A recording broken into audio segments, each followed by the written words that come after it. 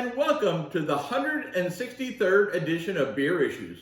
My name is Matt Brucker, and I'm coming to you today with a fantastic local beer here from Bowigen's Brewing Company, or Bowigen's as they like to say. I always called it Bowigen's, but I guess the proper pronunciation is Bowigen's.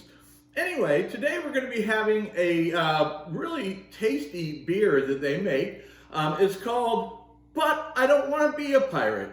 And it sounds much better when you say it in Jerry Seinfeld's voice from the Seinfeld the show when they had the episode where they had the fluffy shirt and he said, but I don't want to be a pirate. So anyway, I think that's where the name of the beer came from. But this is their Hazy IPA. So we're going to go ahead and pour this. And I guess the proper thing to do, instead of putting it in my normal I Have Beer Issues IPA glass, I'm going to put it into the Bowigen's glass. So we'll go ahead and pour it.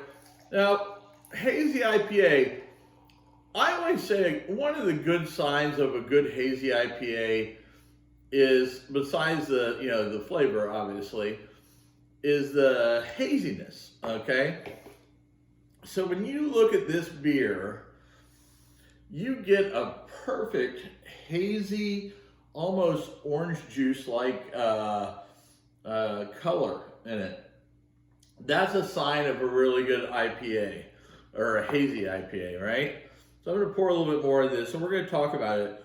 Now, I'm not sure exactly what hops that they used in here, but the beer clocks in at 6.5% alcohol by volume, 32 IBUs, or the International Bitter Units, which is pretty low, but for a hazy IPA, they tend to be a little bit fruitier, okay? And what really constitutes a hazy IPA? They use all kinds of different hops, but they're typically the more fruit-forward type of hops, like the Citra, the Mosaic, the Amarillo, Galaxy, and Eldorado.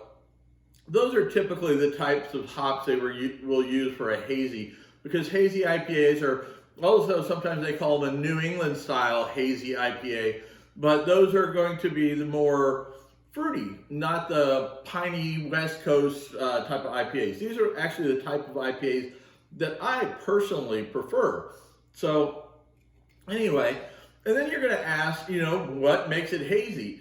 Well, there's a combination of, if it's done properly, it's a combination. You can get a hazy IPA making like adding lactose and get like a milkshake IPA, but that's not a standard hazy IPA. A hazy IPA is actually, when done properly, from my understanding, and I'm not a brewer or anything like that, but the clouds come from the high protein grains that they use, okay? The high ester yeast strains, so the higher yeast strains that they use, and then the hops, okay? So I'm gonna go ahead and smell this.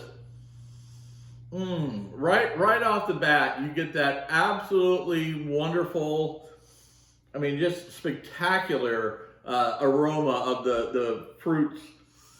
And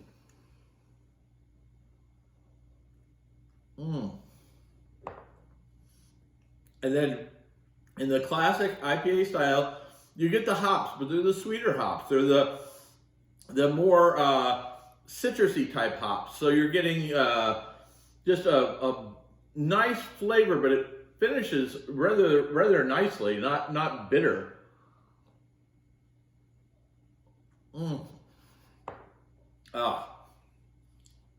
That is just absolutely spectacular. And they really did a nice job on this beer. And one thing I wanted to talk about, Bowigen's is actually getting ready to open up a new location at Avalon Park, which will be opening up in probably about a month. So we're going to be doing a few of their beers just to kind of get ready for the opening. But this one, absolutely fantastic.